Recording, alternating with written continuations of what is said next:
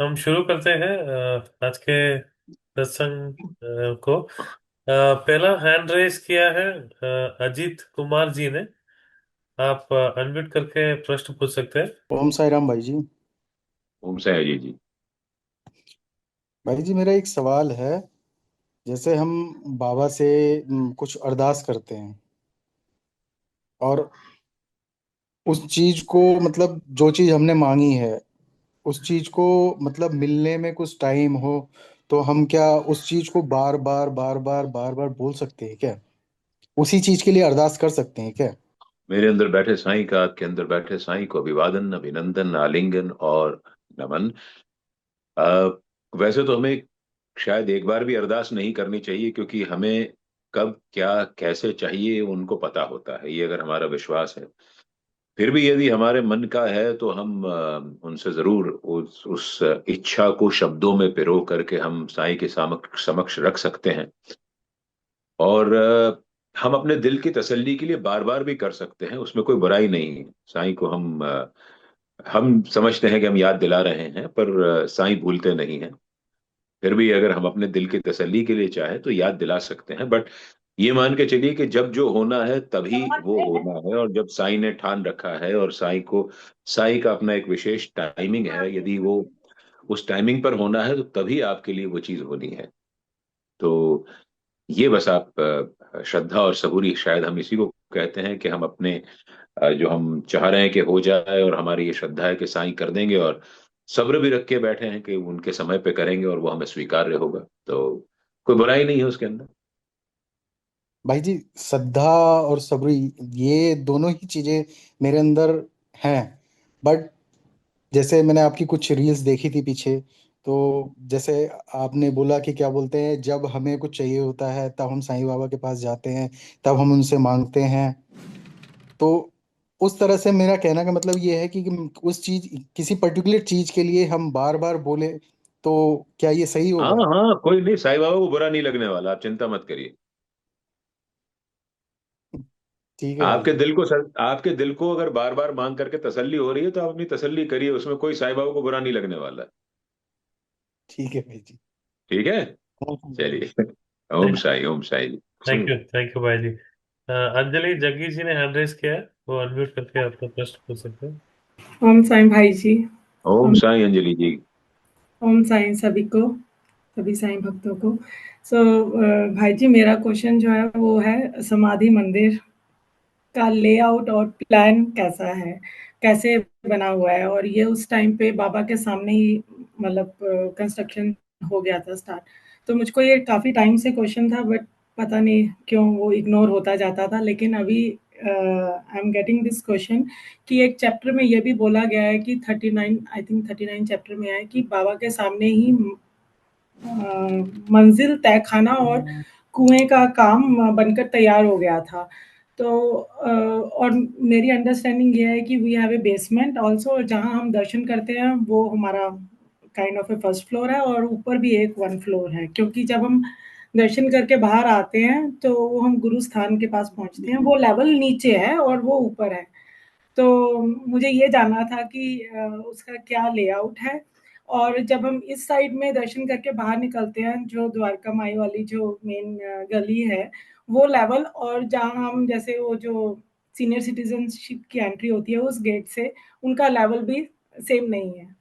तो पता नहीं, मुझको ये काफी टाइम से क्वेश्चन था। आई थॉट कि I should ask rather than keeping it inside. So जी, ऐसा है कि इसकी मोटे तौर पे रूपरेखा श्यामा ने और बापू साहेब बूटी ने बनाई थी। काका साहब दीक्षित के भी इसके अंदर इनपुट्स थे, और बाबा के भी इनपुट्स इसके अंदर थे। तो हम जब सच्चरित्र पढ़ते हैं तो हमको समझ में आता है कि जब ओरिजिनल ये बन रहा था, वाड़ा बन रहा था, ये भक्तों के रुकने के लिए स्थान बन रहा था। ये it was not suppose to be Sai Baba Samadhi Mandir नहीं था ये। तो ये वाड़ा था जो पहले साठे वाड़ा बना, बाद में दीक्षित वाड़ा बना, और बाबा ने फिर स्वप्न दे करके बापू साहेब बूटी को और श्यामा को लगभग एक ही समय पर स्वप्न आया था कि शिरडी में ऐसा एक वाड़ा होना चाहिए।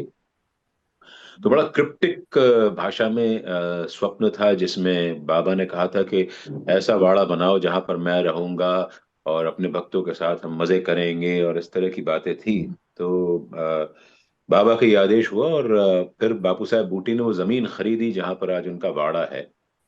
और वो वाड़ा जो है वो दगड़ी वाड़ा कहा जाता है। हालांकि वो जमीन की बात पहले मैं बता दूं आपको कि ये वही जमीन है जहां पर बाबा इनिशियल डेज में बागवानी किया करते थे। जहां पर वो हमने पढ़ा है सच्चरित्र में, जूही और जाई के पौधे लगाया करते थे, राहता से जो लाते थे वहां पर, और अपने हाथों से उन्होंने उस जगह को सींचा था। तो बाबू साहब बूटी ने वो जमीन खरीद ली और वहां पर वाड़े का यानी भक्तों के निवास का स्थान बनने लगा। बीच में फिर बापू साहब बूटी को प्रेरणा हुई कि वहां पर एक चबूतरा होना चाहिए, जिसके ऊपर एक मंदिर होना चाहिए, जिसके ऊपर जो है वो राधा कृष्ण की मूर्ति रखी जाए। श्यामा ने जाके परमिशन ली, बाबा ने इजाजत दे दी। एंड एज थिंग्स हैपेंड, तो वहां पर जो बाबा ने आखिरी समय पर बयाजी अप्पा पोते से ये कहा कि मुझे वाड़े में ले चलो, मुझे यहाँ पर अच्छा नहीं लगता है। तो विच मेंट के जो वाड़ा बन रहा है, और बापू साहब बूटी इसको बड़े प्रेम से वाड़ा बनवा रहे थे, और इसका ओरिजिनल नाम जो था वो दगड़ी वाड़ा था। दगड़ी यानी पत्थर कहते हैं मराठी में, और मराठी में पत्थर से जो ये वाड़े का पूरा निर्माण, जो इसकी पूरी वॉल्स हैं, ओरिजिनली पत्थर की थी। तो it is originally known as Dagdi Wada. तो वहां पर जो तहखाना है, वहां पर अब साईं बाबा के वैल्यूएबल्स रखे जाते हैं, जो उनके सोने के आभूषण हैं, सोने के बर्तन हैं, वहां रखे जाते हैं। और वहीं नीचे तहखाने में बाबा की एक्चुअल समाधि है। तो जिस समाधि को हम ऊपर हाथ लगाते हैं, वो नीचे जो एक्चुअल समाधि है उसके ऊपर ये वाली समाधि की प्रतिकृति बनी हुई है। तो वो समाधि बाबा की एक्चुअल नीचे है। और जहां पर it is out of bounds for everybody. तो यहाँ पर ये इस प्रकार का वाड़ा है ओके। जो है। और उसके ऊपर आप फर्स्ट फ्लोर भी देखती है, वहां पर पहले किचन हुआ करता था, वहीं से खाना बन करके नीचे आता था। अब किचन थोड़ा सेपरेट हो गया है उसी वाड़े में। आगे की तरफ ऊपर की साइड पर अब पीए सिस्टम उनका लगा हुआ है, वहीं से सब आप जो म्यूजिक वगैरह सुनते हैं वही ऊपर, उसका कंट्रोल सेंटर वहीं पर है। पहले इसी वाड़े के अंदर एक आगे ऑफिस हुआ करता था सिक्योरिटी के लिए। धीरे धीरे वो सारी व्यवस्थाएं भक्तों की संख्या बढ़ने के बाद होने लगी हैं और बढ़ने लगी हैं। तो पीछे सत्यनारायण पूजा कक्ष होता था सबसे पहले, जहां पर अभी स्टेज है उसके आगे होता था स्टेज। उसके पीछे अभी जहाँ स्टेज है वहां पर पहले सत्यनारायण पूजा हॉल होता था। तो वो फिर सत्यनारायण पूजा हॉल को सेपरेट कर दिया है और स्टेज को और पीछे ले गए हैं, जहां पर सत्यनारायण पूजा दालान हुआ करता था। तो धीरे धीरे ये सारी चीजें जो हैं वो बदलती गई हैं। और आप अगर देखेंगे तो द्वारका माई का एक लेवल और हमारा जो समाधि मंदिर है उसका लेवल एक सा है, या जो हाँ। उसका ग्राउंड फ्लोर है। और जो आपका वहां पे तकिया है उसका लेवल थोड़ा सा नीचे है। नीचे है। और बाकी नीचे तहखाना है इसके अंदर। तो ठीक है। ये इस प्रकार की एक मोटे तौर पे इसकी रूपरेखा ऐसी है। तो मैं बाबा को कभी जब समाधि दी गई तो वहां पर जहां पर चबूतरा बना था राधा कृष्ण के लिए, मूर्ति के लिए, वहीं पर बाबा को जो है गड्ढा खोद करके वहां बाबा को समाधि दी गई। तो बाबा वहां पर विश्राम कर रहे हैं। ठीक है। मोटे तो मोटे तौर पे ये सारी बातें हैं। ठीक है। Om Sai, thank you so Om much. Sai, Om Sai. Thank you भाई। रेणु जी ने हैंड रेस किया है, आप अनम्यूट करके अपना प्रश्न पूछ सकते हैं।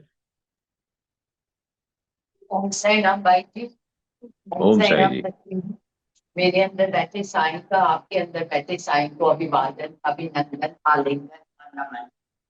जी। My question today is, like, you must have also realized that more and more people are questioning today about the God realized existence of our sign.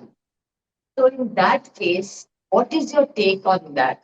Suppose somebody is talking in front of us about against sign, questioning about his non-veg or abusive language sometimes, or having chillum. So do we respond and justify, or do we just leave it at that?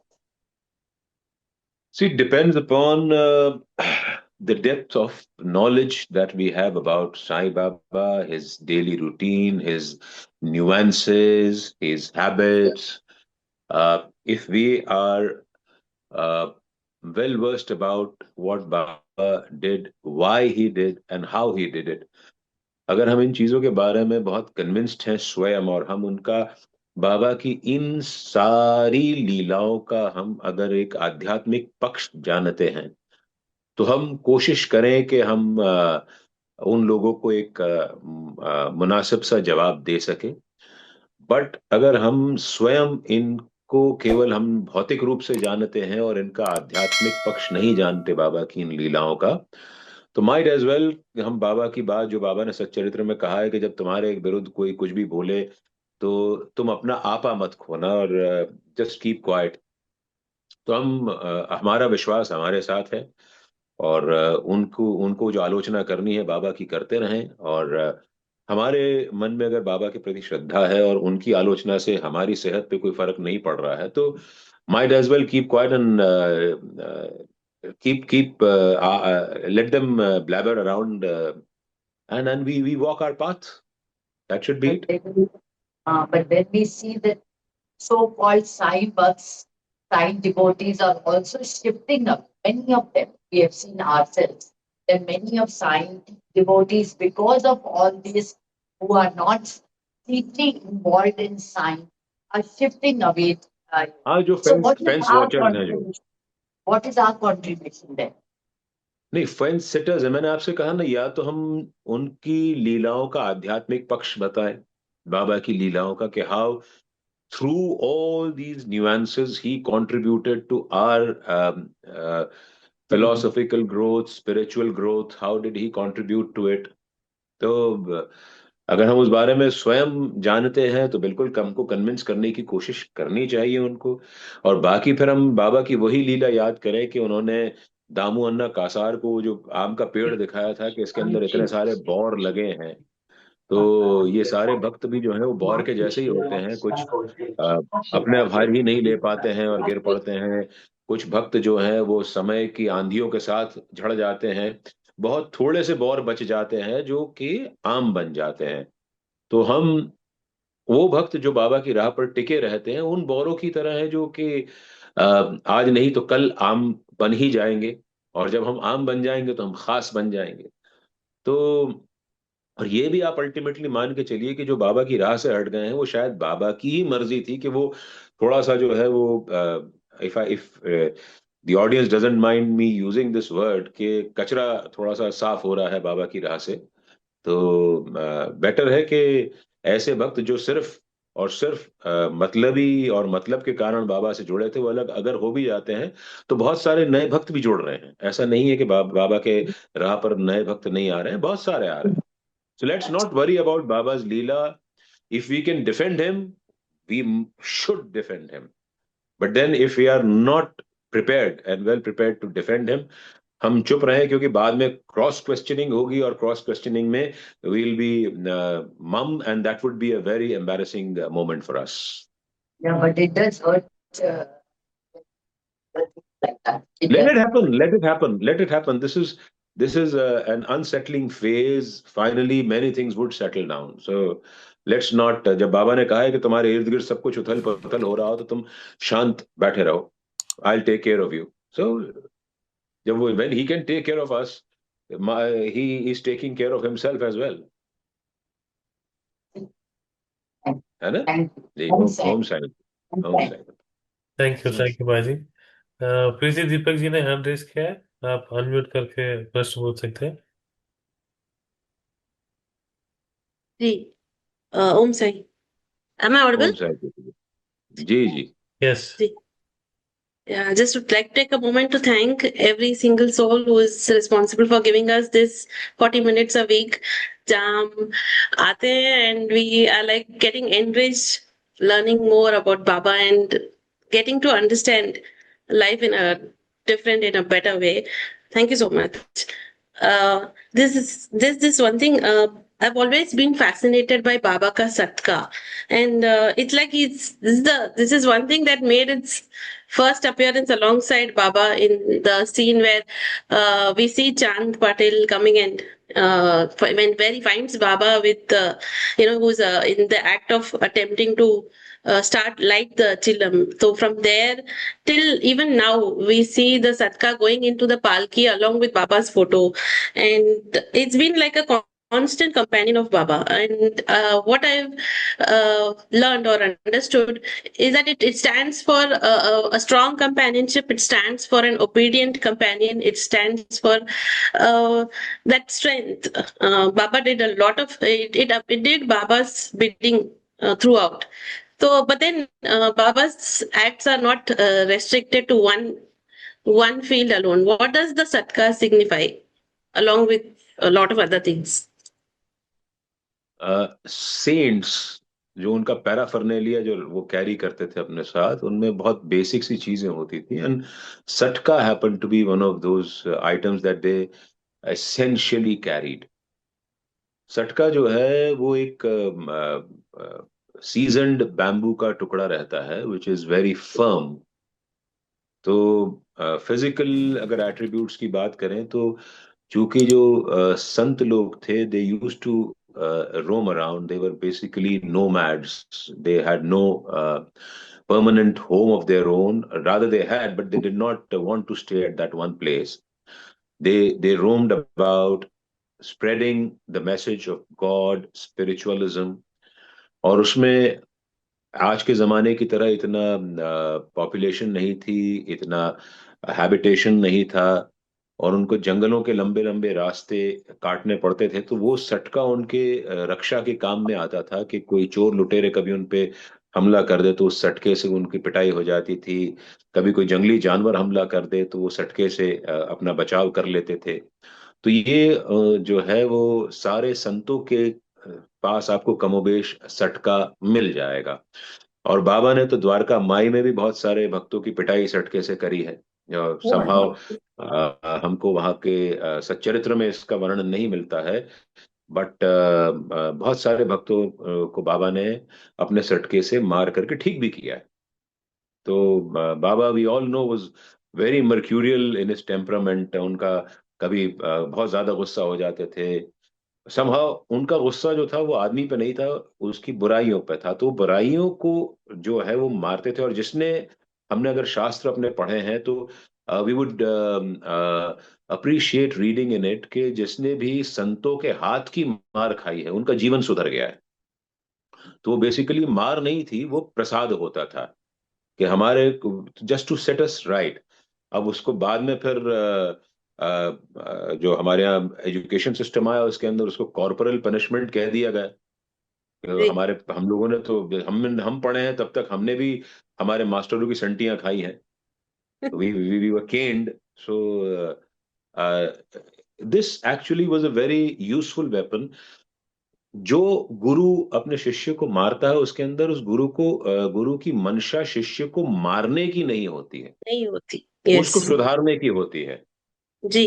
तो वो सुधार मतलब एक सजा देने के लिए वो सटका होता था, बचाव के लिए सटका होता था।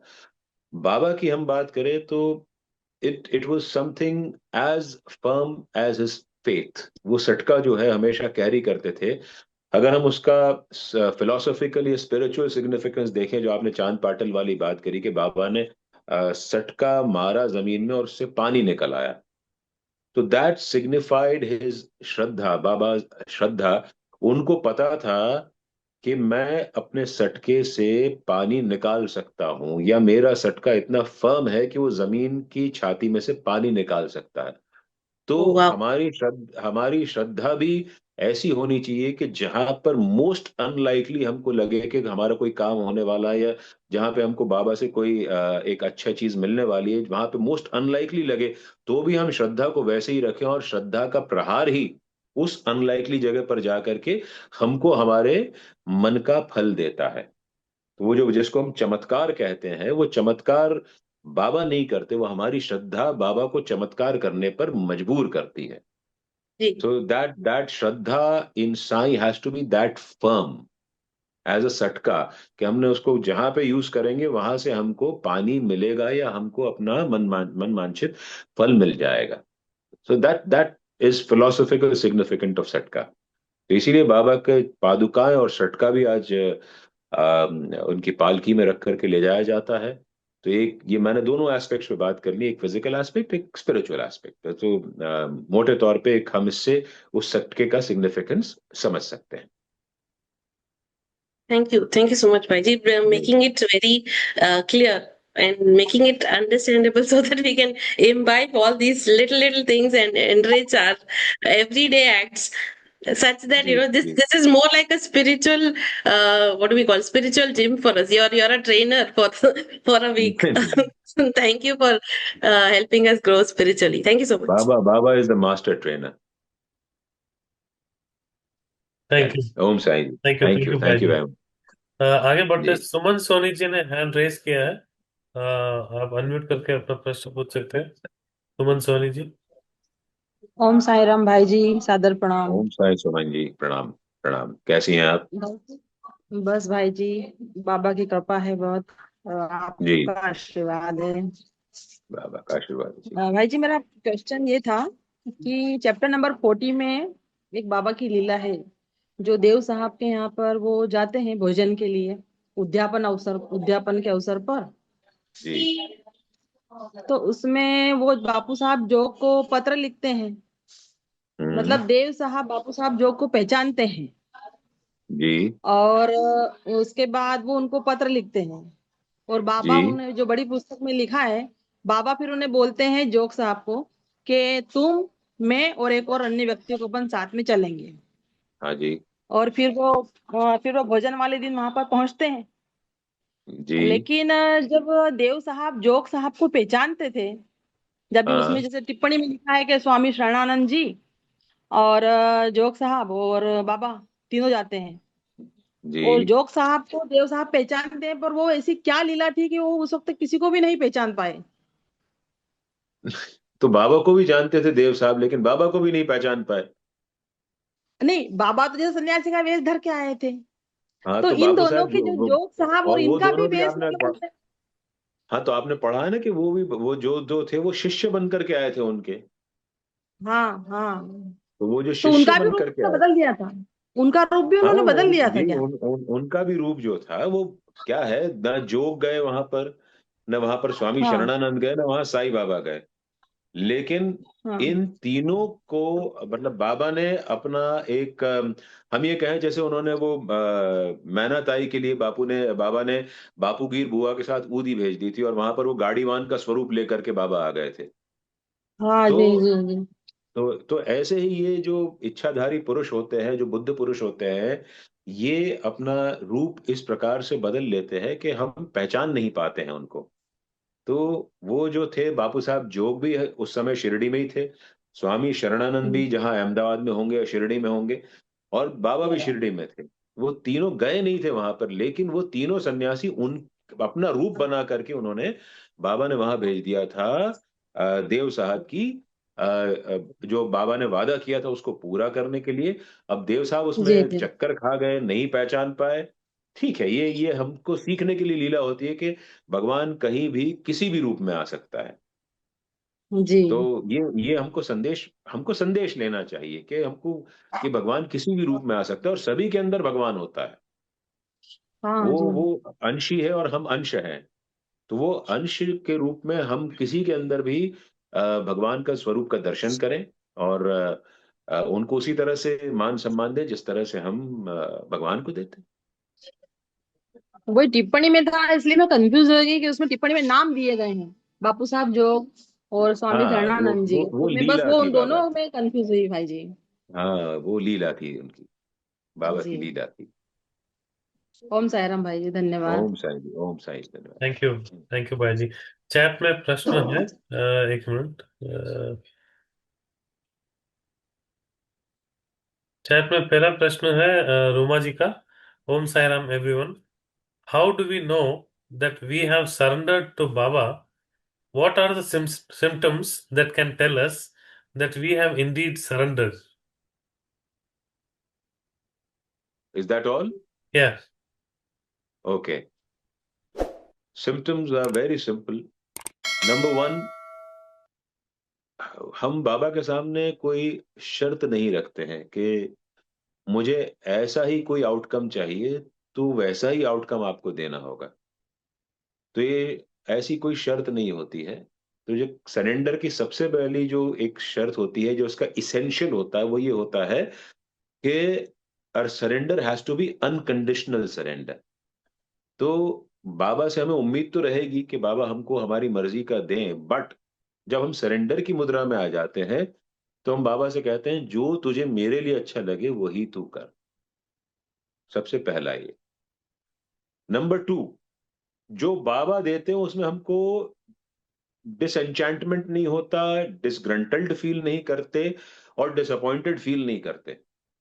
So what ever he deems best for us, उसको हम एक्सेप्ट कर लेते हैं। सरेंडर जब और बढ़ जाता है तो हम ये बात भी मांगना बाबा से बंद कर देते हैं कि जो मेरे लिए अच्छा हो मुझे देना। वो हमारा डायलॉग ही खत्म हो जाता है। वो हमारा एक फर्म फेथ बाबा के अंदर जाकर के सेटल हो जाता है कि what ever he is doing is the best for us.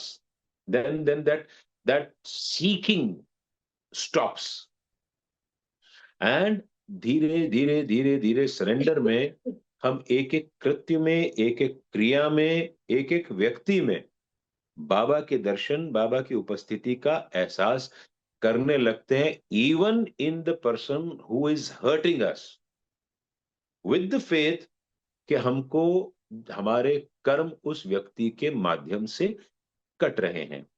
Now this is a very tedious ask. Surrender is a very tedious ask. एक छोटा सा मैं आपको एग्जांपल दूंगा सरेंडर का। काका साहब दीक्षित, वी ऑल नो के उन्होंने बाबा के कहने पे अपनी वेरी ल्यूक्रेटिव बार की प्रैक्टिस यानी वकालत की प्रैक्टिस छोड़ दी थी। But then after many years एक उनका काका साहब दीक्षित का एक फ्रेंड आया बाबा के पास, काका साहब दीक्षित के पास। He was now staying in Shirdi in Dixit Wada on the first floor.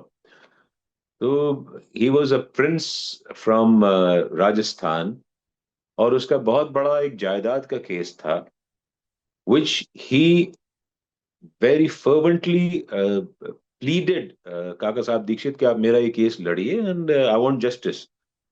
So Kaka Sahab Dikshit, instead of saying yes or no, went to बाबा। बाबा से उन्होंने कहा कि ऐसा ऐसा ही आया है। उन्होंने परमिशन मांगी नहीं, तो बाबा ने कहा कि उसमें क्या है, जाओ तुम्हारा दोस्त आया तो तुम उसके जाके केस लड़ो।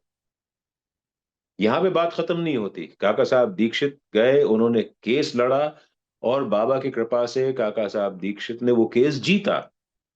केस जीता तो वो व्यक्ति जो he was the heir of princely state, उन्होंने काका साहब दीक्षित को ये बताते हैं कि पूरा बड़ा संदूक भर करके, पूरी लोहे की संदूक भर करके चांदी की ईंटें एज उनकी फीस, जो काका साहब दीक्षित ने मांगी नहीं थी, वो उन्होंने अपनी तरफ से वॉलंटरली उनको वो पूरा संदूक भर करके दे दिया।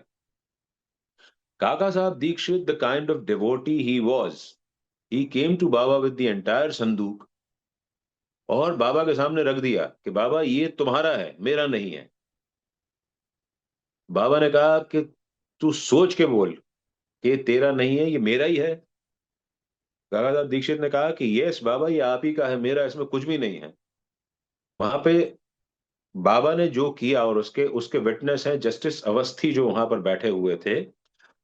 बाबा ने जो भी उस समय भक्त आया उस दिन बाबा के पास जितने भी आए, उन्होंने खुले हाथ से वो चांदी की ईंटें पूरी बांट दी, और वो पूरा का पूरा संदूक खाली हो गया। और काका साहब दीक्षित के चेहरे पर बताते एक शिकन भी नहीं आई। तो ये होता है सरेंडर, कि जब हम अद्वैत हो जाते हैं, when I and my Lord are not any different, me and Sai Baba are not any different। हम जो गाते हैं ना वो ओम जय जगदीश हरे आरती में, तन मन धन सब है तेरा। अब वो तन मन धन सब है तेरा हम गाते तो हैं, लेकिन हम मीन नहीं करते उस चीज को कि तन मन धन सब है तेरा। तो तन मन धन से जब हम सब कुछ उसको अर्पण कर देते हैं, तो वो सरेंडर की भावना हमारे अंदर आ जाती है। So, whatever Sai Baba wills and does, and if that is acceptable to us without any remorse, without any feeling of disappointment, then perhaps आप मान के चलिए कि surrender has begun to set in. I hope I've been able to clarify the Om concept of Sai, surrender. Om Sai Ram ji, Sumit ji. Beautiful, Om, beautiful. It is Om, really. Thank you Thank you so Om. much. Thank you very much. Thank you Thank you, thank you Sai. भाई। एक message है आपके लिए। अंकित कुमार शर्मा जी ने लिखा है, sir प्रणाम। जी, Om Sai Ram sir. मैं आपको थैंक जी यू बोलना प्रणाम। चाहता हूँ, क्योंकि जितनी भी आपकी शॉर्ट मैसेज नोट्स मैसेज आते हैं, मैं उससे बहुत कुछ सीख रहा हूँ और उसे फॉलो भी कर रहा हूँ। जी जी अंकित जी, बहुत बहुत शुक्रिया, और प्रणाम करिए साईं को, वही सब करा रहे हैं। थैंक यू भाई जी। आगे बढ़ते हैं। रजनी नरूलाल जी ने एक प्रश्न पूछा है। ओम साई राम भाई जी and everyone, I want to do Baba's Naam Jap continuously, although I try a lot, but when I'm working for 9 or 10 hours, I find myself unable to do so, as I have to communicate with people during my working hours.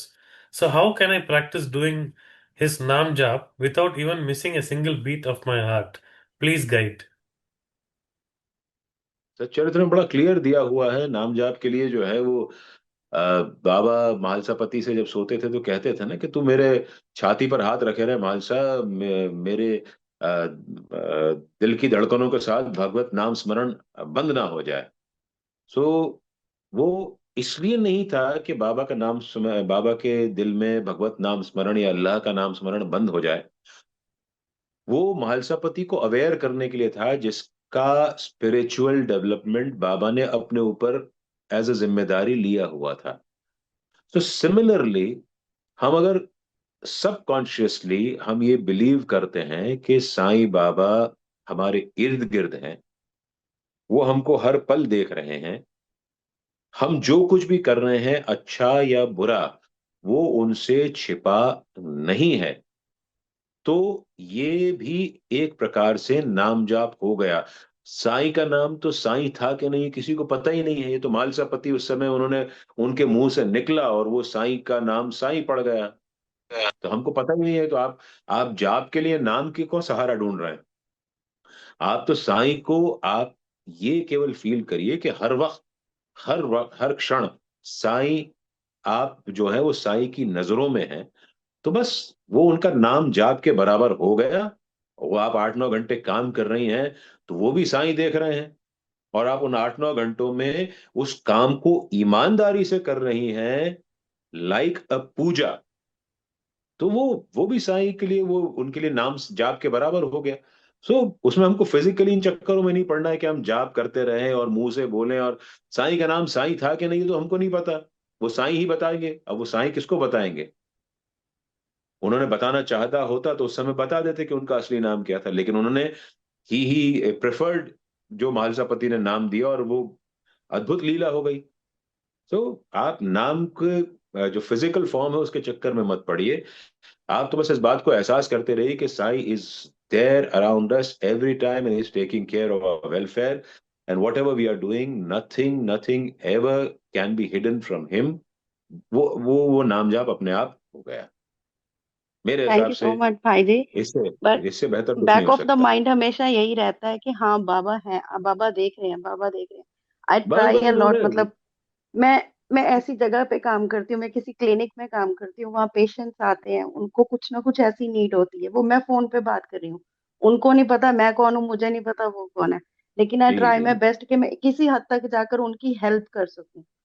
नहीं, उनको बस ये नहीं नाम पता जाप मैं हो कौन गया। हूँ, वो बस, हाँ बस मैं अपनी तरफ से इतना ट्राई करती हूँ कि हाँ मैं उनकी किसी भी तरह से हेल्प कर सकूं, चाहे मेरे ऊपर डॉक्टर्स बोलने लगते हैं कि हाँ तू क्यों करती है, लेकिन मैं ट्राई करती हूँ कि जहां तक कर सकूं मैं उनका कर सकूं। बस बस बस ये हो गया, ये सरेंडर की भावना हो गई कि बस ठीक है, हमने अपना अनकंडीशनल सरेंडर कर दिया, काम खत्म। हम अपनी तरफ से हर व्यक्ति में साईं देख करके काम कर रहे हैं, तो आप नाम जाप कर रही हैं, कोई, this is the easiest way you can do it. या दैट्स ट्रू। मतलब मुझे हमेशा रहता है कि हाँ बाबा का, जैसे सुबह मैं जाती हूँ हमेशा आपका मैं सत्संग सुनती हुई जाती हूँ, है ना, आपकी कथा, लेकिन वहां जी। जाकर जैसे ही काम स्टार्ट होता है तो मतलब सारा दिन बोलना है तो वो चीज नहीं हो पाती है ना, तो अरे मतलब कोई बात सुबह नहीं, स्टार्ट उसमें किया। चक्कर मत पड़िए आप। जब आपको समय मिले तो कथा सुन लीजिए, और ना मिले तो आप बाबा को याद करते रहिए। आप कथा को भी याद कर रही हैं तो वो भी एक प्रकार से नाम जाप हो गया आपका। बिल्कुल सही है। Thank you.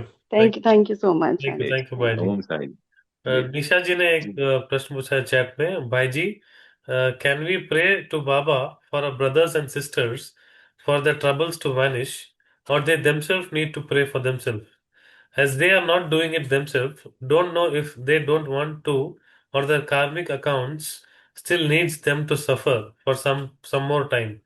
Moreover, I can't see them suffering, so I am worried for them more than themselves.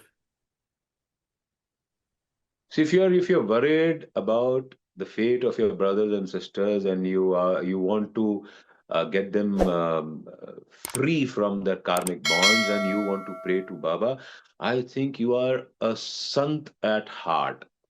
क्योंकि हम अगर अपने लिए प्रार्थना नहीं कर रहे हैं, हम किसी और के लिए प्रार्थना कर रहे हैं, तो ये तो संतों का काम होता है।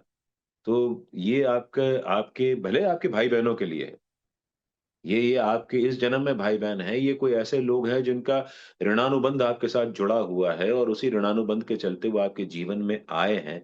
तो आप अगर उनको किसी कार्मिक बॉन्ड से मुक्ति दिलाने के लिए आप उनके लिए बाबा से प्रार्थना कर रही हैं, तो मुझे लगता है कि इससे बेहतर और कोई मिसाल नहीं हो सकती आज के जमाने में संतत्व की। तो बहुत अच्छा है आप कर रही हैं, और करते रहिए। और उसमें शर्त मत लगाइए कि वो अपने कार्मिक बॉन्ड से फ्री हो जाएंगे, बट आप अपने कर्मों में बहुत अच्छा एस्पेक्ट जोड़ रही हैं ये करके, जब आप किसी और के लिए प्रार्थना करते हैं। क्योंकि किसी और की प्रार्थना जब कोई और हमारे लिए करता है तो उसकी प्रार्थना पहले सुनी जाती है, और उसको फिर अपने लिए प्रार्थना करने की जरूरत कभी नहीं रहती है, जो दूसरों के लिए प्रार्थना करता है। तो आई गेस के आपके दिल में बहुत पवित्र भाव है, और आप जरूर करिए। उसका आउटकम के बारे में मत सोचिए, उनका आउटकम तो बाबा देखेंगे कैसे कर्म है और कैसा उनका प्रारब्ध है। बट आपके कर्म जरूर इससे बहुत शुद्ध हो रहे हैं। Please please go ahead. Thank you भाई जी। थैंक यू सो मच भाई जी, थैंक यू सो मच। एवं थैंक साई। यू। एक आखिरी प्रश्न ले ओम लेते साई राम। हैं। अंशु टंडन जी ने हैंड रेज किया, एक आखिरी प्रश्न ले लेते हैं भाई जी। अंशु टंडन जी। जी, आप हैंड रेज किया है, अनम्यूट करके आप प्रश्न पूछ सकते हैं। ओम साई राम भाई जी। भाई ओम जी, साई। मेरा ये प्रश्न है कि जैसे बाबा कहते हैं कि मेरा दर्शन सब जीवों में करो, तो समटाइम इट इज डिफिकल्ट कि हम हमारे वो भाव नहीं रहते, तो इसका अभ्यास कैसे किया जाए कि हम सभी में बाबा का दर्शन कर सके, और मतलब बिना किसी जजमेंटल हुए, बिना हम वो या फेवरेटिज्म के हम उसको अप्लाई करें। हाँ, ये थोड़ा सा रहता है। देखिए, हम लोग after all we are all human beings, हम लोग राग और द्वेष में उलझे हुए हैं। तो इतना इजी नहीं होता है, but it comes with practice. तो ये प्रैक्टिस आपको लगातार करते रहना पड़ेगा कि बाबा ने कहा हुआ है कि मैं सभी क्रीचर्स में हूँ, मैं हर एक जड़ और चेतन वस्तु में हूँ। तो ये हम धीरे धीरे ही, इट कम्स विद प्रैक्टिस। जैसे जैसे हमारे अंदर के भाव शुद्ध होते हैं, बाबा की प्रेजेंस को हम फील करते हैं, और हम जो है वो राग द्वेष की भावना से अपने आप को धीरे धीरे जब ऊपर उठाते हैं, तो ये भाव हमारे अंदर आने लगता है कि प्रत्येक व्यक्ति में हम साईं के दर्शन करें। नॉट इजी, बिल्कुल नहीं, क्योंकि हम लोग after all we are all human beings, और हमारे अपने खुद के जो है वो थॉट प्रोसेस होती है, हमारे संस्कार होते हैं जो कई बार ओवर पावर कर जाते हैं। बट कहीं ना कहीं हमको, जब हम इसको प्रैक्टिस में लाते हैं इस चीज को कि हमको प्रत्येक के अंदर बाबा के दर्शन करने चाहिए, तो धीरे धीरे हमको, शायद शुरू में स्ट्राइक रेट हमारा 5% का रहे, over with passage of time may be वो 50% हो जाए, 60% हो जाए, और अगर बहुत ज्यादा हमारे भाव शुद्ध हो जाते तो 100% भी हो सकता है। But in in this मॉर्टल human coil, जहां हम लोग अपने गृहस्थ जीवन में लगे हुए हैं, it is not going to be that easy. But then still we can practice, and हम कुछ डेलिबरेट अटेम्प्ट्स भी करें ऐसा अपने अंदर एक वो फील लाने के लिए। एंड वो करेंगे तो कहीं ना कहीं तो बेनिफिट होगा ना। अब आज अगर हम जीरो पर हैं, शायद 1-2% पे पहुंचेंगे, that's an achievement for us. जी, बिल्कुल। और एक जैसे जब हम शिरडी जाते हैं तो बहुत सारे बेगर्स होते हैं, तो कई बार जरूरी नहीं होता है कि हम सबको ही कुछ दे पाए। तो ऐसे में कई बार गिल्ट भी होता है कि कोई हमसे मांग रहा है और हमारे पास कई बार चेंज नहीं होती है या कुछ होता नहीं है देने के लिए, तो फिर वो मन में बड़ा अजीब सा भाव आ जाता है। नहीं, वहां तो पे तो उसके बहुत लिए बड़ा, जी वहां तो बहुत बड़ा सिंडिकेट भी चलता है ऐसी जगहों पर, कि वो आपको एक बेगर जो है वो आपके पास आएगा और गलती से आपने उसको दे दिया तो 10 20 15 को वो देख करके आपके पास और आ जाएंगे। फिर आप परेशान हो जाओगे, वो आपको यहाँ हाथ लगाएंगे, वहां आपके कपड़े खींचेंगे, झुंझलाएंगे। तो बाबा का सच्चरित्र में इसके अंदर लिखा भी हुआ है कि यदि कोई तुम्हारे पास आकर के कुछ मांगता है और तुम उसको नहीं दे पा रहे हो, तो कम से कम उससे कुत्तों की तरह बात मत करो।